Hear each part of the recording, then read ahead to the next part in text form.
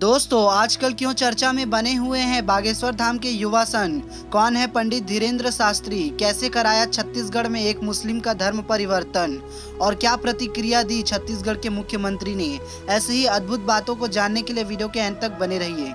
पंडित धीरेन्द्र शास्त्री जी आजकल अपनी राम कथा और दिव्य दरबार को लेकर अत्यंत चर्चित हो रहे हैं। दोस्तों, श्री पंडित धीरेन्द्र कृष्ण शास्त्री जी अपने दादा श्री भगवान दास गर्ग जी की तरह ही छतरपुर के एक छोटे से गांव गड़ा में बालाजी हनुमान मंदिर के पास दिव्य दरबार लगाते हैं। पहले तो इन्हें कोई नहीं जानता था, लेकिन जैसे ही इनके भक्त बढ़ते गए, उनमें से कुछ भक्तों ने इस दरबार का वीडियो बनाकर सोशल मीडिया पर पोस्ट करना शुरू कर दिया, जिससे वीडियोस वायरल होने लगे और तभी से परम हनुमान भक्त बाबा धीरेन्द्र शास्त्री जी सोशल मीडिया में लोकप्रिय हो गए। दोस्तों, बताया जाता है कि पहले उनके दरबार में सैकड़ों लोग अपनी समस्याएं लेकर आते थे।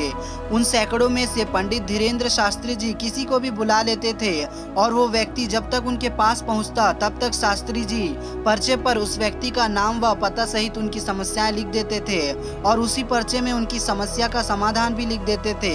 वहां बैठे सभी लोग आश्चर्यचकित हो जाते थे कि आखिर कैसे पंडित जी दूर दूर से आए अनजान लोगों को उनके नाम से बुला लेते हैं और कैसे उसके बारे में सब कुछ जान लेते हैं। दोस्तों, आपको जानकर हैरानी होगी कि पंडित धीरेन्द्र शास्त्री जी हर उस चीज के बारे में बता देते थे जो उस व्यक्ति से जुड़ी है, जैसे उस व्यक्ति के पिता का नाम क्या है या उसके पुत्र का नाम क्या है और उसे क्या समस्या है और ये समस्या कब तक ठीक होगी। दोस्तों, कई बार बड़े बड़े मीडिया चैनल वालों ने इस बात की पड़ताल करने की कोशिश की, लेकिन वो भी ये रहस्य नहीं जान पाए कि आखिर कैसे धीरेन्द्र शास्त्री जी लोगों के मन की बात को जान लेते हैं। दोस्तों, छोटे से गाँव गड़ा में जब सैकड़ों से हजारों और हजारों से लाखों लोग पंडित धीरेन्द्र शास्त्री जी के पास आने लगे और जब पंडित धीरेन्द्र शास्त्री जी को सब लोग जानने लगे तो शास्त्री जी ने दूसरे शहरों में जाकर दिव्य दरबार लगाना प्रारंभ कर दिया।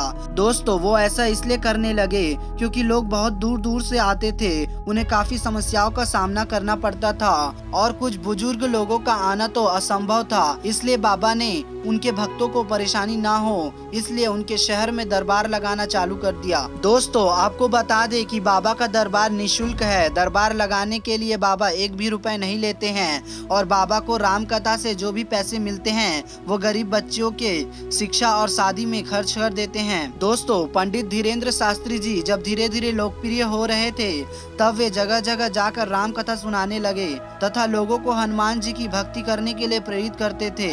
लेकिन राम कथा के दौरान कभी कभी वो कुछ ऐसा बोल जाते थे जिससे कि विवाद उत्पन्न हो जाता था। कुछ साल पहले उन्होंने रामनवमी के जुलूस पर पत्थर फेंके जाने वाली घटना पर कड़ी प्रतिक्रिया देते हुए हिंदुओं से कहा था कि जाग जाओ और एक हो जाओ, अगर अभी तुम नहीं जागे तो इसका परिणाम तुम्हें भोगना पड़ेगा। इसलिए निवेदन है कि सब हिंदू एक हो जाओ और पत्थर मारने वाले घरों पर बुलडोजर चलाओ। दोस्तों, पंडित धीरेन्द्र कृष्ण शास्त्री जी एक बार ब्रिटेन गए थे, जहां उन्होंने ब्रिटिश सांसदों और वहां के भारतीय समुदाय के बीच राम कथा का प्रवचन किया था, जिसे सुनकर वहां के लोग काफी खुश हो गए थे।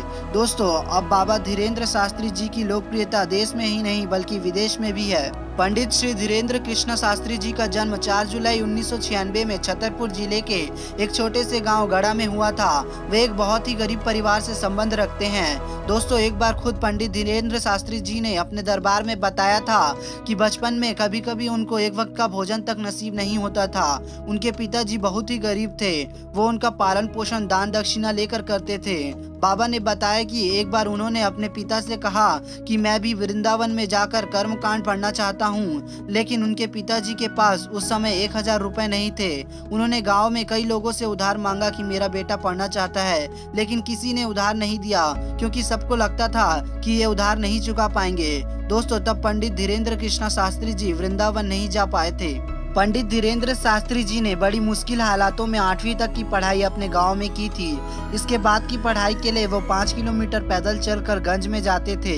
वहां से इन्होंने 12वीं तक की पढ़ाई की और फिर बीए प्राइवेट किया था। लेकिन फिर हनुमान जी और उनके स्वर्गीय दादाजी की ऐसी कृपा हुई कि उन्हें दिव्य अनुभूति का एहसास होने लगा और वे लोगों के दुखों को दूर करने के लिए दादाजी की तरह दरबार लगाने लगे। हालांकि दोस्तों, पंडित धीरेन्द्र कृष्ण शास्त्री जी 9 वर्ष की आयु से ही बालाजी सरकार जी की भक्ति, सेवा, साधना और पूजा करने लगे थे। दोस्तों, कहते हैं कि इसी साधना और भक्ति का उन पर ऐसा असर हुआ कि बालाजी की कृपा से उन्हें ये सिद्धियां प्राप्त हो गई। आप ये तो जानते ही होंगे कि अभी श्री बागेश्वर धाम सरकार का दरबार छत्तीसगढ़ राज्य के राजधानी रायपुर में लगा हुआ है।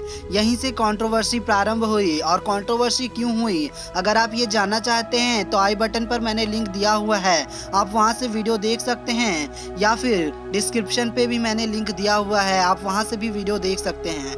अब बात करते हैं उन्होंने कैसे एक मुस्लिम महिला को हिंदू धर्म परिवर्तन कराया। दरअसल सुल्ताना नाम की एक मुस्लिम महिला जो छत्तीसगढ़ बिलासपुर की रहने वाली है, उनका उनके परिवार वालों ने त्याग कर दिया है। सुल्ताना जी असल में बागेश्वर महाराज जी से भेंट करने के लिए आई थी रायपुर, और उन्होंने महाराज से भेंट भी की। और इसी स्टेज पर हिंदू धर्म को सबसे ऊंचा, सबसे पवित्र धर्म बताते हुए बागेश्वर महाराज को अपना भाई बनाने का अनुरोध किया, और महाराज जी ने उनका धर्म परिवर्तन कराकर उनसे राखी भी बंधवाई।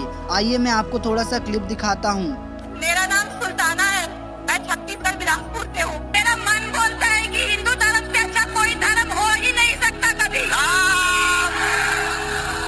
क्योंकि एक धर्म एक सभ्यता वाला धर्म, एक संस्कार वाला धर्म, इससे भाई बहनों में शादियाँ नहीं होती। है ना दोस्तों, अद्भुत। अब इस पर छत्तीसगढ़ के मुख्यमंत्री भूपेश बघेल ने प्रतिक्रिया देते हुए कहा कि बागेश्वर महाराज जिनका धर्म परिवर्तन कराकर घर वापसी करा रहे हैं, वैसे लोग किस कैटेगरी में रखे जाएंगे। और तो और उन्होंने कहा कि साधना से सिद्धियां प्राप्त तो किए जा सकते हैं, लेकिन चमत्कारों को दिखाना नहीं चाहिए, ये जादूगरों का काम है। आइए आपको कुछ क्लिप दिखाता हूँ, क्योंकि आप यकीन नहीं करते और फिर नेगेटिव कमेंट करते हैं। यह मुसलमान है, उसको अपनी हिंदू में मिला दिया, बहुत अच्छी बात, लेकिन उसको किस में रखें? शूद्र वर्ण में, वैश्य वर्ण में, क्षत्रिय वर्ण में, या ब्राह्मण वर्ण, किस में रखें आप? उसकी शादी किस वर्ण में होगी? साधना क्षेत्र में सिद्धियां प्राप्त कर सकते हैं, लेकिन इसको चमत्कार दिखाना नहीं चाहिए। ये जादूगरों का काम है, इससे समाज में जड़ता आती है, ये उचित नहीं है। जितने ऋषि मुनि हुए हैं उस सब ने इसको रोका है कि इस प्रकार से चमत्कार नहीं दिखाना चाहिए, सिद्धियों का प्रयोग नहीं करना चाहिए। तो वही मैं कहना चाहूंगा, सिद्धियां हैं, इसमें कोई शक नहीं है। आप जाएंगे, मुसलमान जो पीर फकीर रहते हैं, ताबीज देते हैं, चमत्कार हो जाता है।